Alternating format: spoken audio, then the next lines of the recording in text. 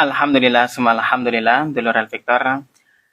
Anda masih bersama kami di Fajar Syar Al-Victor. Hari ini semoga Allah Subhanahu wa taala senantiasa memberikan kita kekuatan, tambahnya iman, tambahnya ihsan dan semangat dalam mengkaji, menimba ilmu di Fajar Syar Al-Victor.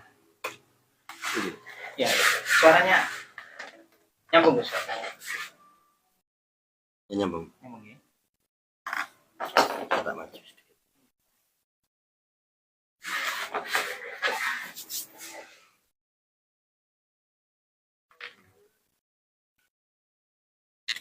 Baik, dulur Victor.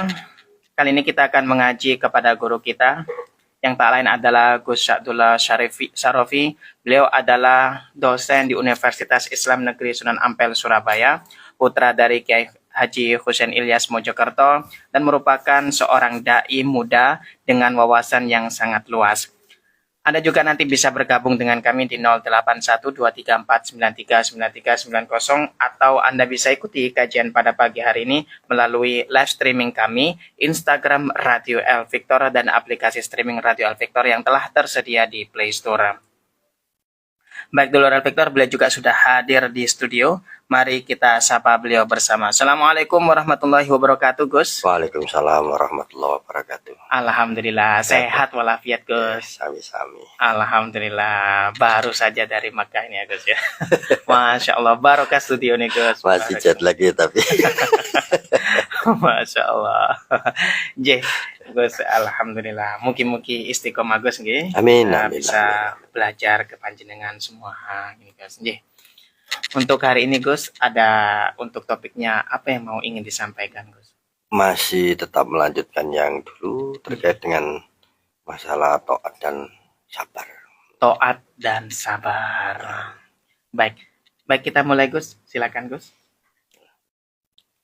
Assalamualaikum warahmatullahi wabarakatuh. Waalaikumsalam warahmatullahi wabarakatuh. Bismillah, alhamdulillah.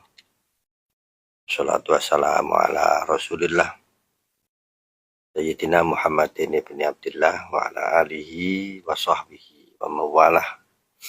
La haula wa la quwwata illa billah. Amma ba'da. Yang sangat saya hormati, saya muliakan segenap kru Radio El Victor dimanapun berada, khusus Mas Isak di studio, yang selalu dimuliakan Allah, segenap dulur-dulur bincang pagi El Victor dimanapun jenengan saat ini. Semoga semuanya selalu diberkahi rahmatnya Allah Subhanahu wa ta'ala. Amin. Matur nuwun, saya bisa nyambung silaturahim lagi dengan panjenengan semua. Nah, dengan begini kita punya kesempatan untuk seduluran, tidak hanya sekedar seduluran di dunia, tapi hingga kelak sampai kita di akhirat. Amin.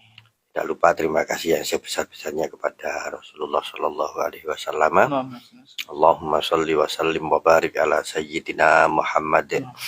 Semoga kita semuanya, termasuk anak cucu kita juga, keluarga kita juga, dan leluhur-leluhur kita, berkah dari majelis ilmu, berkah dari silaturahim, semuanya layak menjadi orang-orang yang mendapatkan cintanya Rasulullah. Amin ya Allah. Disyafaati kanjeng Nabi di dunia hingga di akhirat kelak. Amin. Oke, dimulai Mas G. Monggo Gus. Bismillahirrahmanirrahim.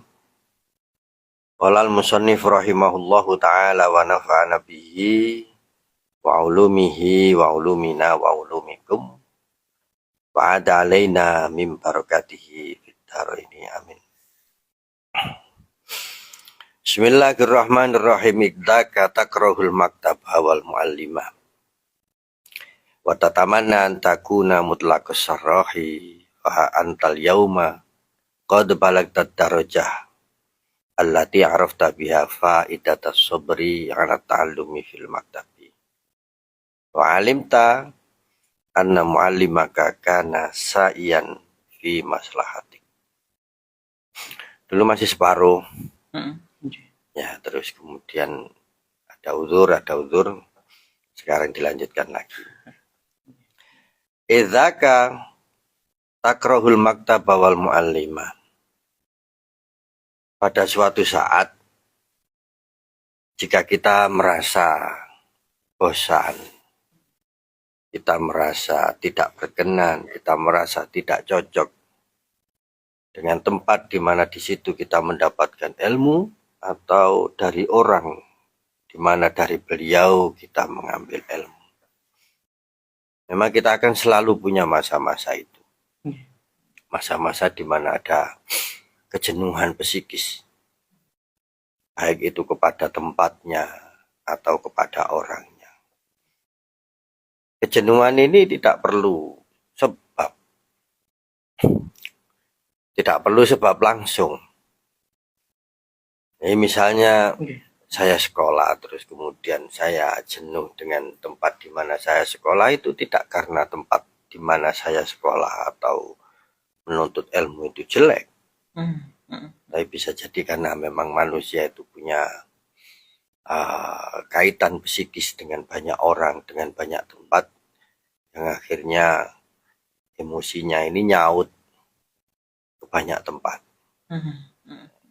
Mungkin karena dia sedang bermasalah dengan orang tuanya, terus kemudian jadi malas untuk menuntut ilmu, bisa jadi. Karena dia ini bermasalah dengan temannya, terus kemudian akhirnya gak semangat untuk bertemu dengan guru-gurunya, bisa jadi. Ini yang non teknis. Tapi bisa juga langsung.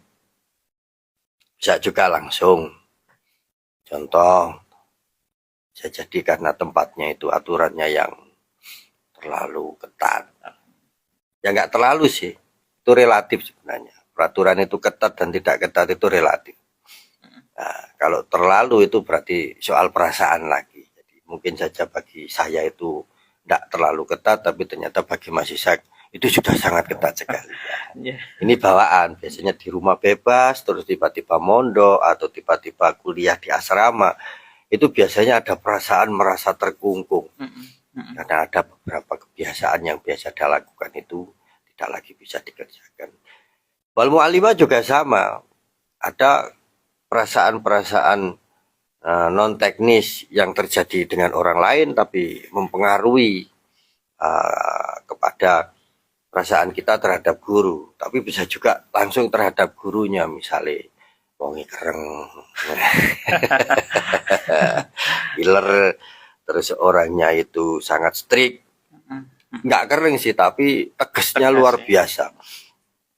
Salah didik gak lulus itu biasanya bikin senewen gitu, tapi ya senewen karpe dhewe gitu loh. Karena sebenarnya dari awal dia tahu konsekuensi ketika berhadapan dengan guru A, guru B, guru C itu beda-beda. Jadi tidak bisa terus kemudian kita membuat kriteria guruku kudu ngene, enggak bisa. Enggak bisa. Ini terjadi, makanya idzaka. Idzaka itu terjadinya tidak tentu tapi pasti terjadi gitu. Wa tatamana antakuna mutlaqas sarrahi. Jadi terus kemudian menginginkan menjadi orang yang tidak terkungkung. Mutlaqas sarrahi itu bukan liberty tapi freedom. Itu jadi bukan merdeka tapi kepingin bebas. Jadi orang yang bebas menentukan apa yang harus dilakukan. Padahal pada dasarnya ketika psikis kita ini belum matang, itu seharusnya pendampingan itu tidak boleh dilepaskan. Kita ini butuh pendampingan, cuman yaitu tadi keinginan kita ini yang menolak kita untuk mendapatkan pendampingan yang layak. Orang-orang yang menjadi penjaga marwah kita. Tidak hanya sekedar menjaga fisik, tidak hanya sekedar menjaga psikis, tapi ini sudah dalam konteks menjaga marwah. Tidak ada orang di dunia ini yang mau dengan sukarela menjaga marwah kita tanpa dibayar, kecuali orang tua kita dan guru-guru kita. Terus saya kan bayar SPP, saya kan bayar UKT. Sampai itu bayar apa? Sampai bayar waktu tok. Gitu loh. Sampean hanya bayar waktu. Dan itu pun kalau misalnya diperhitungkan dengan ilmunya, terus kemudian plus istilahnya itu apa yang akan kita peroleh dari ilmu, terus kemudian apa yang mereka lakukan untuk menjaga marwah, mendoakan kita, memberi kita aturan-aturan yang menyebabkan kita punya kebiasaan-kebiasaan yang baik. Ini tidak terbayar, tidak di cover lah. Kalau semuanya itu di cover, ya soge guru-guru nih. Artinya pendampingan di sini ini memang secara non fisik ya Gus. Semuanya fisik gitu. dan non fisik. Gimana mau dikatakan tidak fisik? Kita masuk kelas itu sebenarnya menjaga fisik. Dengan kita berada di kelas, kita satu berada di majelis yang baik. Yang kedua berkumpul dengan orang-orang yang baik. Itu yang ketiga melakukan kegiatan yang baik. Coba dilepas dari kelas. Salah satu dari tiga ini pasti lepas. Entah terus kemudian kita jadinya keluar dari kelas itu ketemu dengan tempat yang tidak baik, atau ketemu dengan kegiatan yang tidak baik, atau bertemu dengan orang yang tidak baik. Allahu Akbar. Tapi ketika sudah di dalam kelas, kita bertemu dengan tiga hal ini. Nah, guru memastikan kita terbiasa untuk berada di tempat di mana kita berada pada posisi yang sangat ideal. Ini bahkan bapak saya mengatakan, nek pondok itu turut tok itu luwes digajar karo pangeran. Karena tiga hal ini, kita ini kalau misalnya bertemu dengan orang yang baik, kita akan mendapatkan barokah dari situ, berkah dari orang-orang yang terlebih dulu diberkahi oleh Allah Subhanahu wa taala. Berada di tempat yang baik, maka secara otomatis kita akan terdorong untuk melakukan hal yang baik. Itu orang yang di masjid ya sak glendang-glendangi ku suci. Meskipun tidak sholat ya. Meskipun tidur. Ya, meskipun tidur pantes-pantesannya nang jeding sik lah. Jadi badan ini bersih.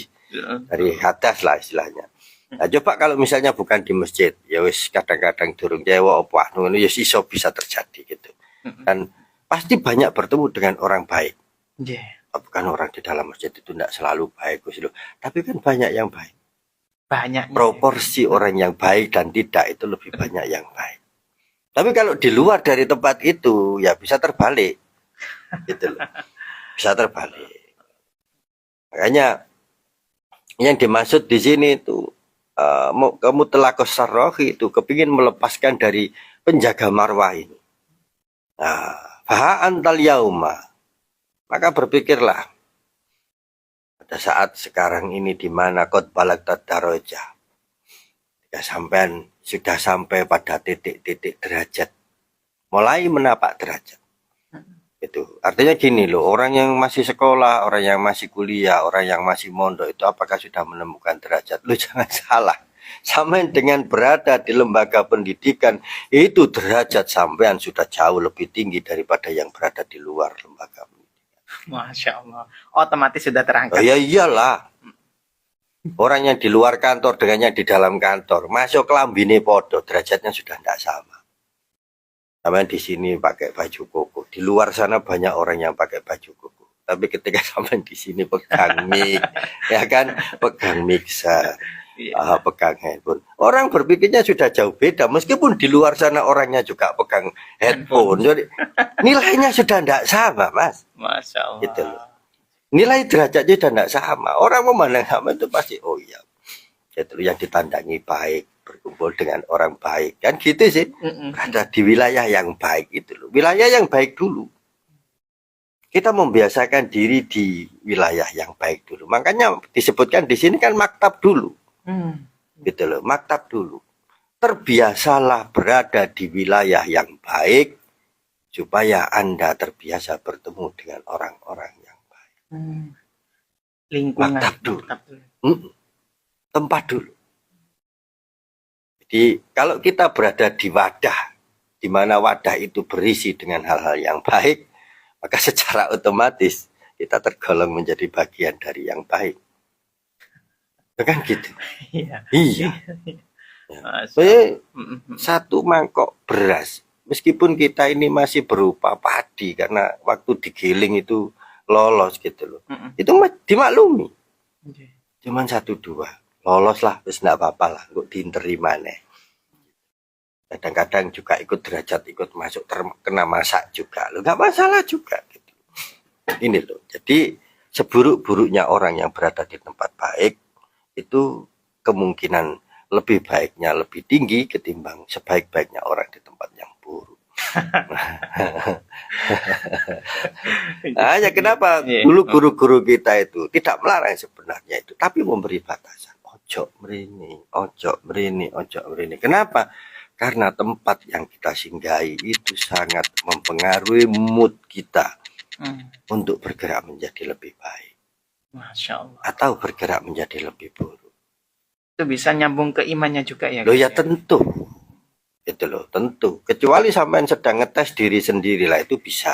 Ini saya dalam rangka ujian ya. Saya tak ngelumpuk kepada orang-orang jelek-jelek ini, wis.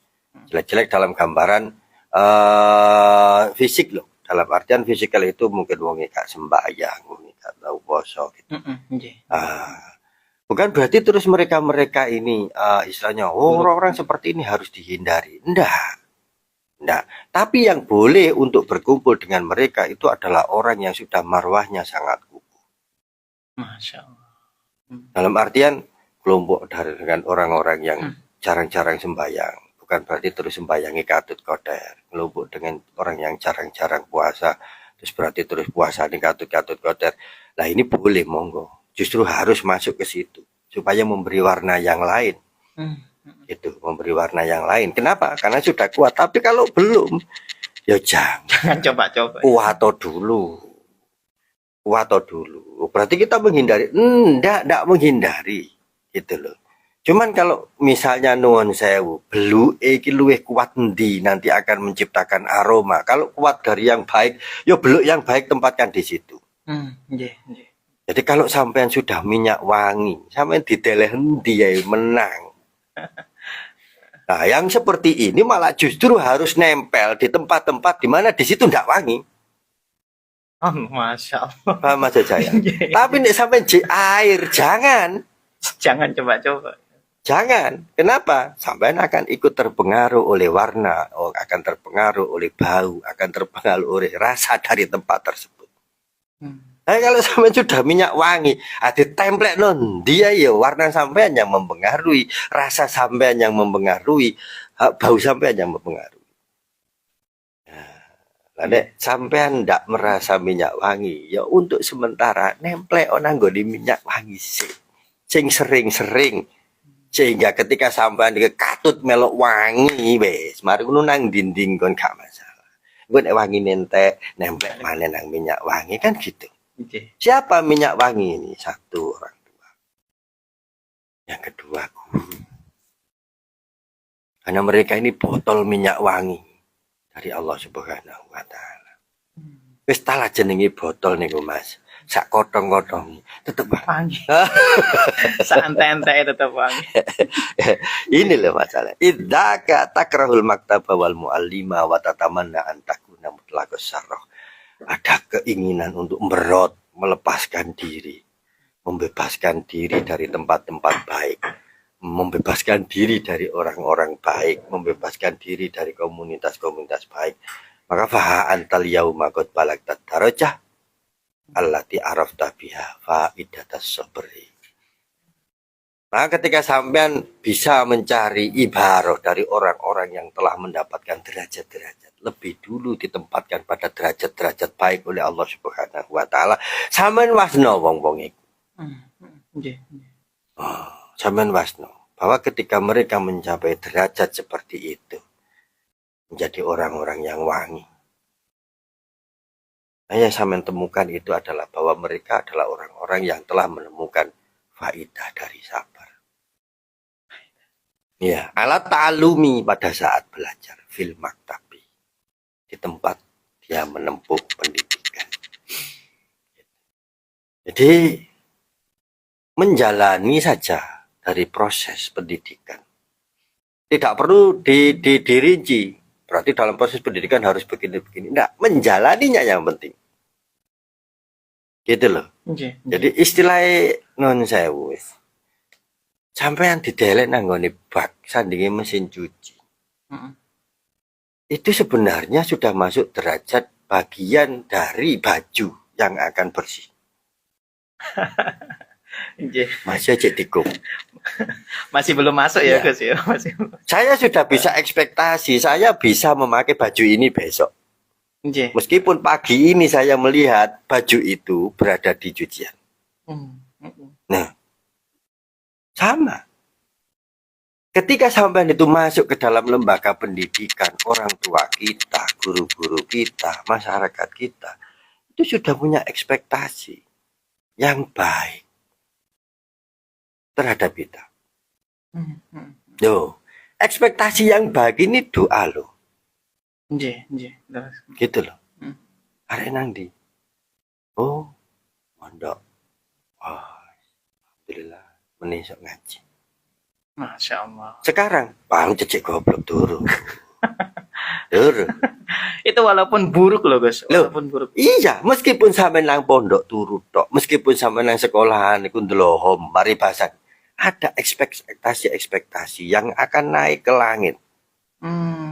Loh, husnudon dari orang-orang ini loh yang akan mempengaruhi takdir.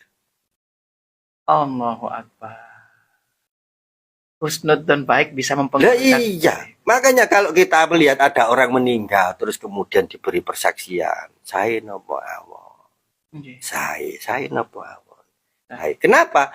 Ekspektasi ini akan mempengaruhi pendapat langit. Jadi kalau misalnya kita ini belum baik, tapi kanan kiri kita berekspektasi kita akan menjadi orang yang baik, langit akan menulis hal yang sama. Seorang-orang ini misalnya besok kita tidak punya banyak kebaikan, kita tidak akan terpuruk menjadi orang yang buruk. Itu pentingnya kita berada di tempat-tempat yang baik. Arek iku sobone nang ndi sih? Nang pondok. Sopo gak ngaji? Sopo? Iku wong tuane wis Alhamdulillah. Aku gelem rono padahal rono lapo golek kanca jagongan tok. Maksud saya gitu. Loh, ini loh. Ini loh yang penting. Jadi faidah sabri yang pertama itu adalah munculnya ekspektasi bagus dari orang-orang di sekitar kita. Yang kedua, menjaga marwah. Faidah sabri untuk ta'allum itu menjaga marwah. Seburuk apapun orang, kalau terbiasa berkumpul di tempat-tempat yang baik dengan orang-orang yang baik, maka nilainya akan ikut naik. Setidaknya tidak lagi seburuk yang ada iku maling lu saja nih. Tapi lu ketok bolak-balik runtang-runtung ambek santri-santri rono melok rono. Muka-muka terus sadar gak tadi. Lah, ini ekspektasi yang menjaga marwah gitu loh. Iya. Enggak bedok karo wong-wong ditanya. Wis sadar tak kok. Biasanya gitu. Goreng yuk, jane ya cek ngene-ngene. Ya wis gak apa-apa itu. Ini beda. Jadi orang itu melihat kita itu sudah dengan persepsi yang berbeda. Kenapa? Karena ada asumsi baik yang muncul di awal karena kita terbiasa berada di tempat yang baik. Ya aku mau nemplek minyak wangi, katut wangi. Nemplek penceren yo katut. Itu maksudnya. Jadi faidah sabri itu yang pertama maktab. Jadi kalau misalnya kita ini berekspektasi untuk dihargai oleh orang lain, maka terbiasalah berada di tempat yang berharga. Itu dulu. Lalu biasakan berkumpul dengan orang-orang yang berharga. Itu lagi, baru yang ketiga. Belajar untuk membiasakan diri dengan kebiasaan-kebiasaan yang berharga. Kalau kita ingin dipandang baik oleh orang-orang yang ada di sekitar kita, maka terbiasalah berada di tempat yang baik.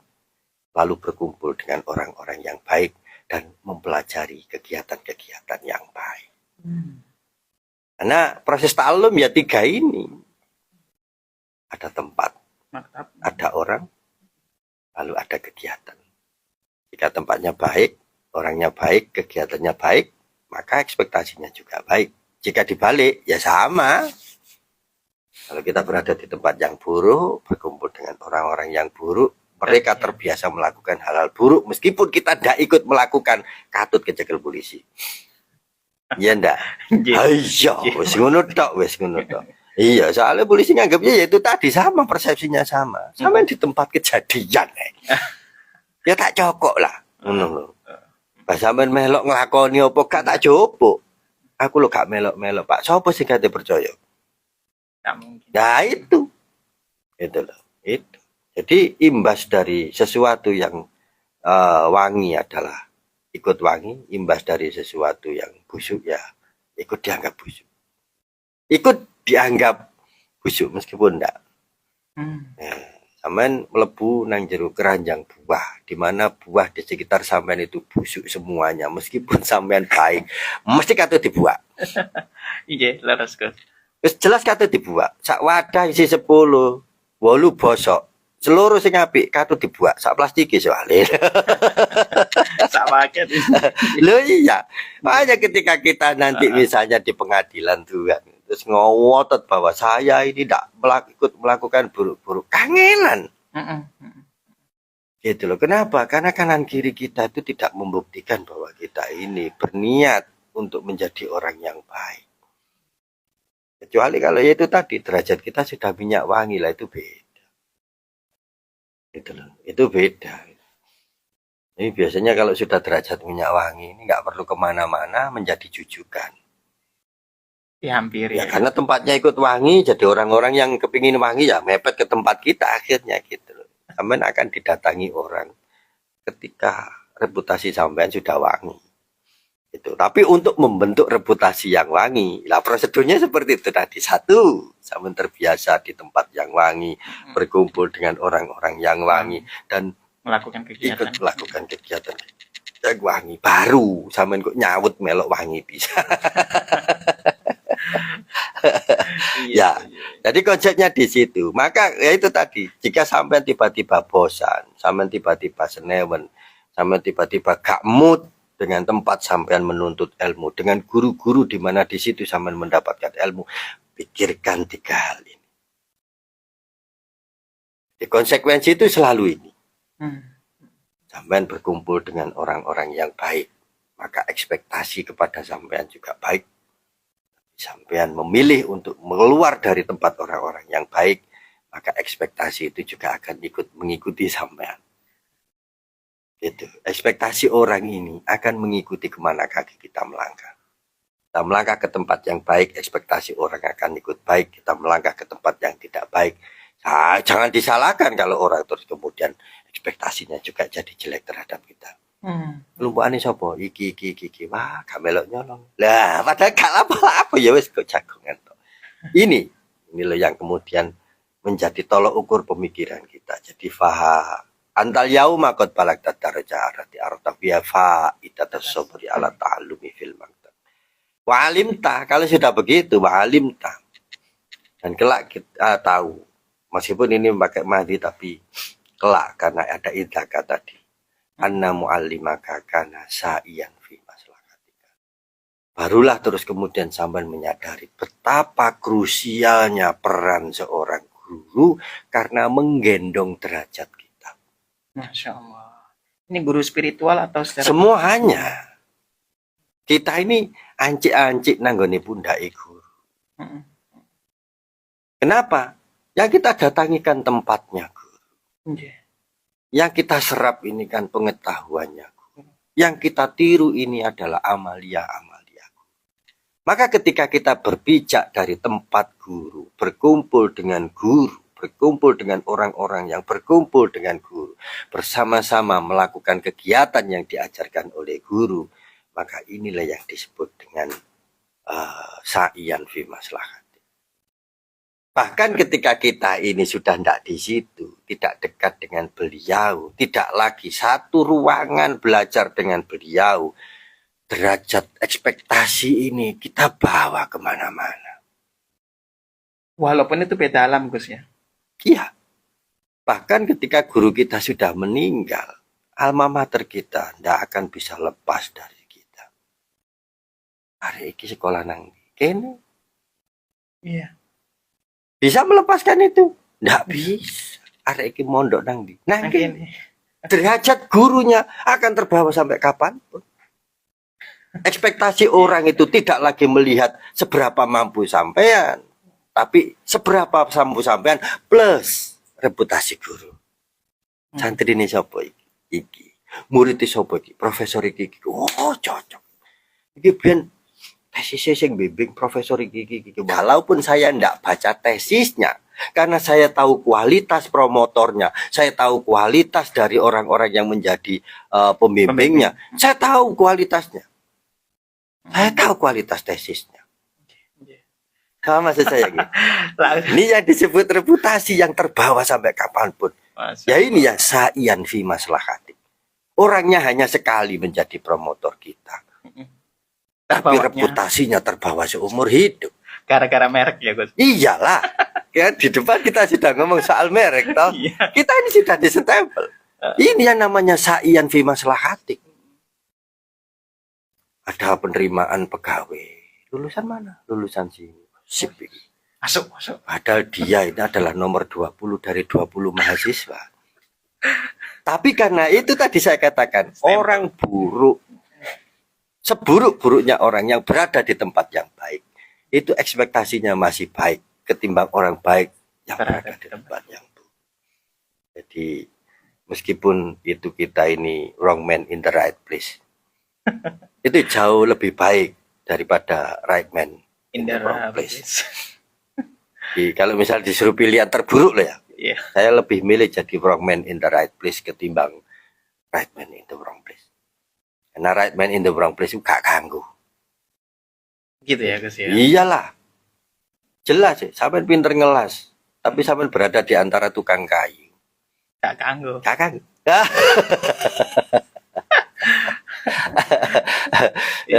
Sampean gak sampai iso tandang. Tapi ngelumpuk karo wong-wong sing nandang. Suwe-suwe kanggo. Kita nanti pasti dicari-cari kata. Jadi ketika kita berkumpul dengan tempat di mana di situ membutuhkan istilahnya itu manfaat kita, maka kita akan bermanfaat.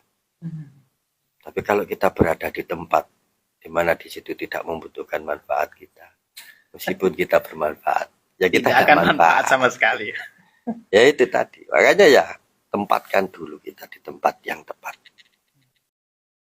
Gantungkan kita, bergantunglah kita kepada orang yang tepat, berkumpullah kita dengan orang-orang yang tepat, lalu lakukan hal-hal yang tepat.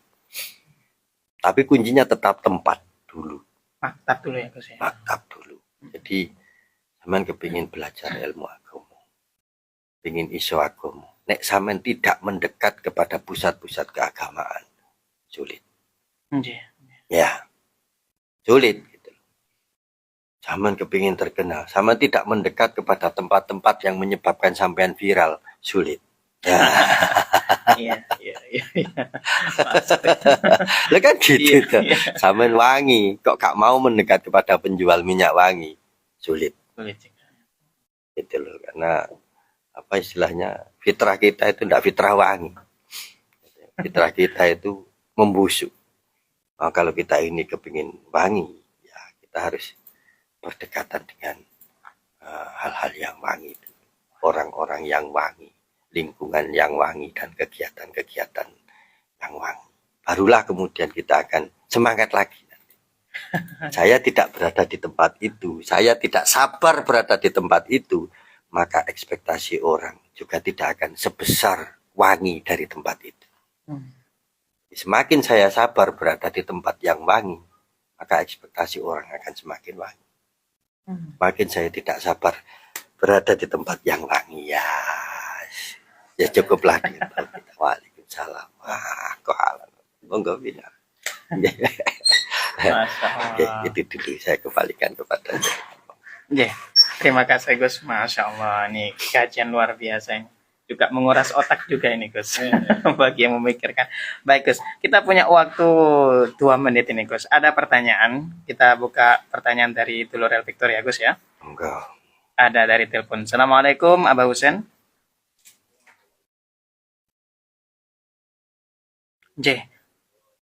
Waalaikumsalam warahmatullahi wabarakatuh.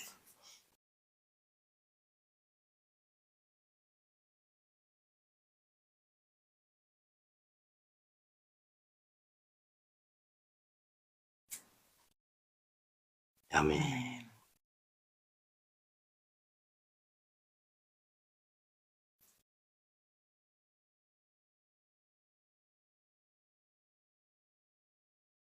Mm-mm, mm-mm.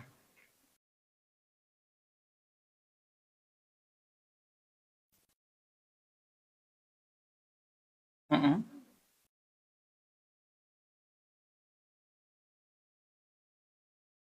Ngapunten Abah Husen, suaranya putus-putus Abah Husen.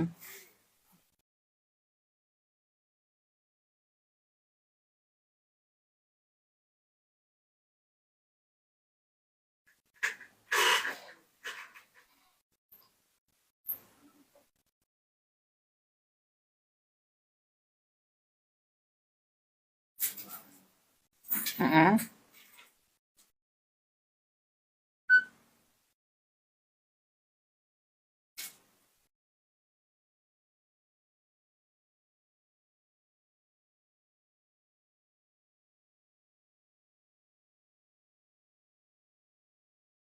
Mm-mm, mm-mm, mm-mm.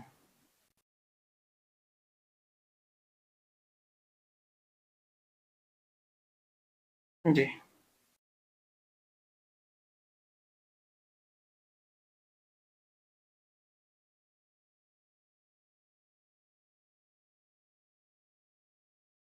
Nggih, nggih, nggih.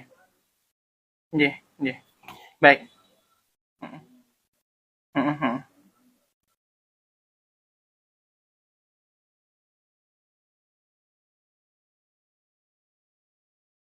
Nggih, nggih.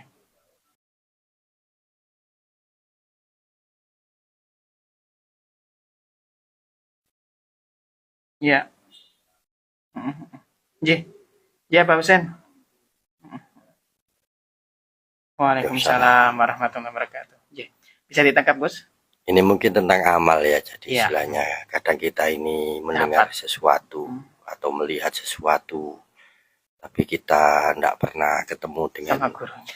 yang memberikan Berikan itu. ijazah. Apakah itu boleh dijadikan sebagai pedoman atau tidak? Gini, transmisi itu ada dua, ada transmisi umum dari guru, ada transmisi khusus. Ya. Jadi kalau transmisi umum ini kalau misalkan obat itu dijual bebas. Ya. Iya, iya. Nah, sama tinggal beli di mana di situ ada. Semuanya ada Iya. tempat kita. Itu boleh.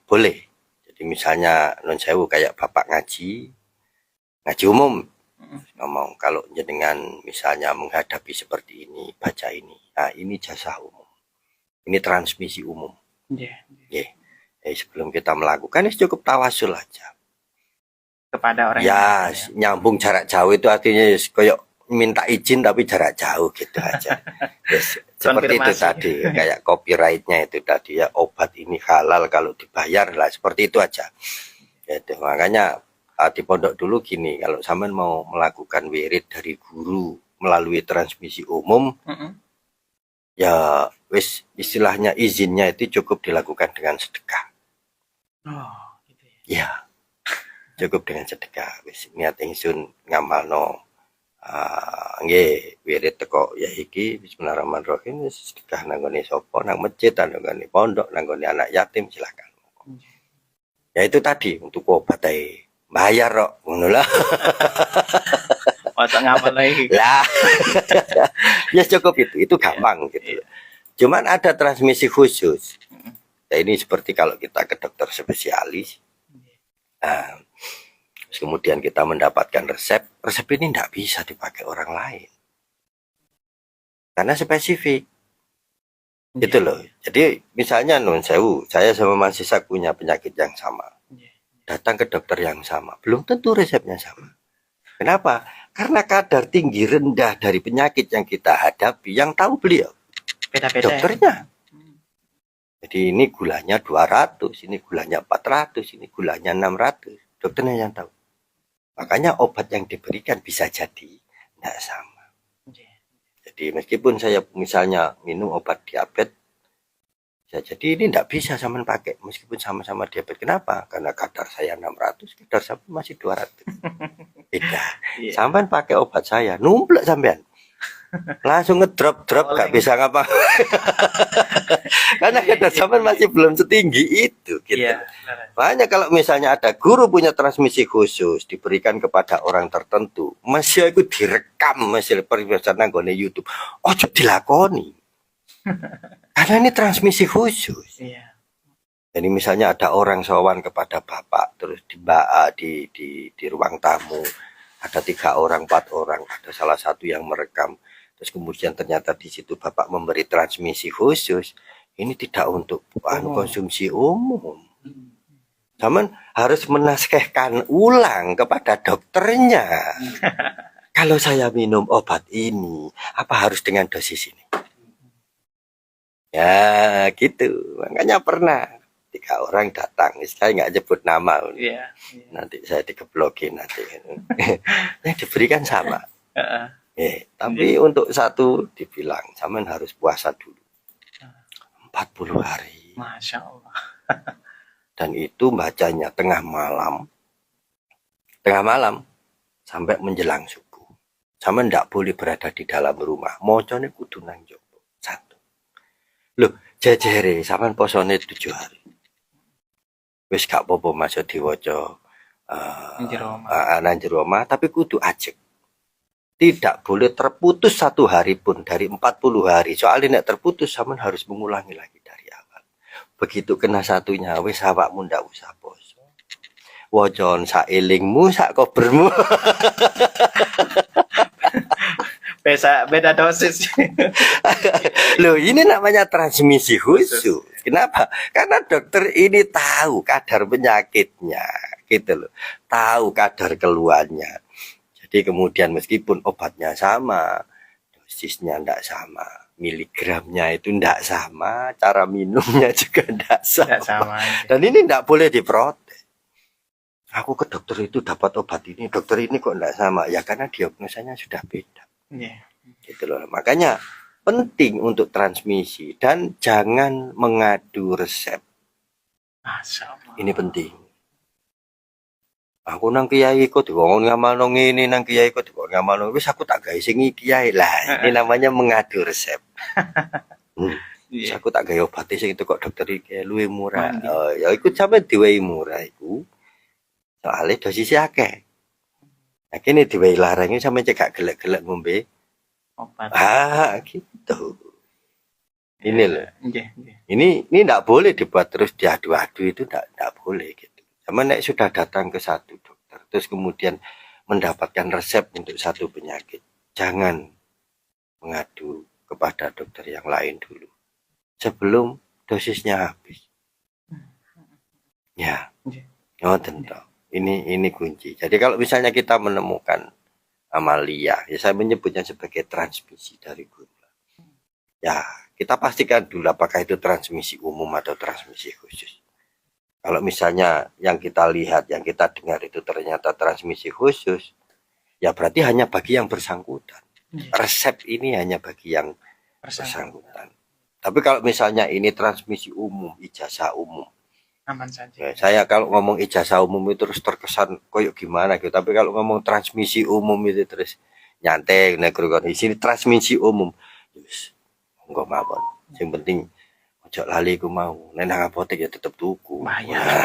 Tawasul. Masih nang gone toko kelondong ya tetep tuku. Masih nang gone toko retail ya tetep tuku. Jadi kalau misalnya kita mau menggunakan sesuatu yang melalui transmisi dari guru, jangan lupa. Nah, untuk mempermudahnya ini. Nah, yes, gak usah akeh lah. Sak cukupe. Itu tok kemampuan kita misalnya untuk bersedekah ya wis. Itu yang kita lakukan. Ini paling mudah. Tapi kalau bisa sowan lebih afdol. Itu kita dapat obatnya, kita datang ke dokternya. Leres tak kulon damel obat niki. Ya wis, malah kadang-kadang malah ya tak tambah iki. Ada stempel khusus. Iya kan gitu. Nah, ini pentingnya menghadap guru itu kan ada semacam ya itu tadi, ada diagnosa yang lebih mendalam. Ya itu tadi, karena kalau kita meraba-raba dari baca di brosurnya obat itu kan beda kalau kita datang langsung ke orang yang terbiasa dengan obat itu. Matur nuwun itu dulu.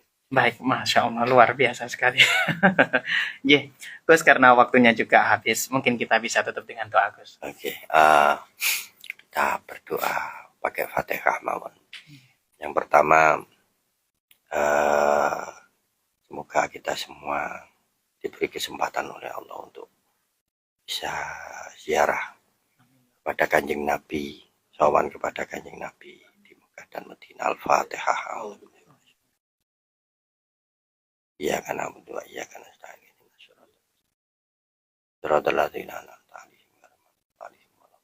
yang kedua, semoga marwah kita selalu dijaga oleh Allah, ditempatkan di tempat yang baik, berkumpul dengan orang-orang yang baik, dan melakukan kegiatan-kegiatan yang juga baik. Al-Fatihah. Iya karena berdua, iya karena nasta'in. Amin. Saya pamit dulu. Yang sedikit ini semoga diberi Allah barokah manfaat. Amin. Jika ada ucapan-ucapan saya yang kurang berkenan, saya mohon maaf yang sebesar-besarnya. Terima kasih kepada Mas Ishak dan terima kasih kepada seluruh dulur-dulur Revito dimanapun jenengan berada. Assalamualaikum warahmatullahi wabarakatuh.